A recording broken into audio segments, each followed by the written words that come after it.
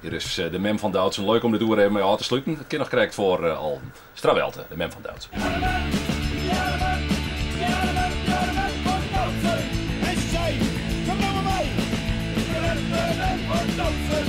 Zag je het de aanroende dagen on in stik terug. Zo'n menjetemoorn joggenuren praten omroepmijwerkers dag en nacht de platen on maar. Naast de Frieske hits wien er ook verskate ludieke acties.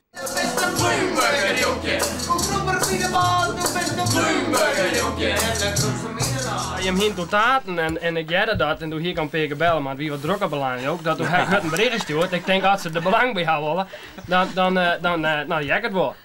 In het begin, als je erom begint, had je natuurlijk geen idee wat je verwacht van je. Maar geweldige reacties, posters overal in de provincie, soort sms'jes, soort e-mailtjes, heel soort enthousiaste reacties. Het is dan net duidelijk dat de harkcijfers van de radio toch de top 1000 ook omheen gingen binnen.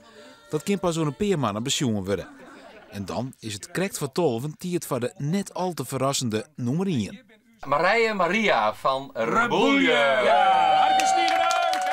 Als je de laatste song hier Frieske top 100 volgehouden, dan kon je al een beetje voorspellen dat dit er ons ziet te komen.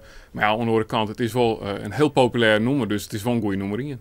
De top 1000 is een opmaat naar de 8e top 100, die wordt traditioneel om oud naaihinnen uitstuurt.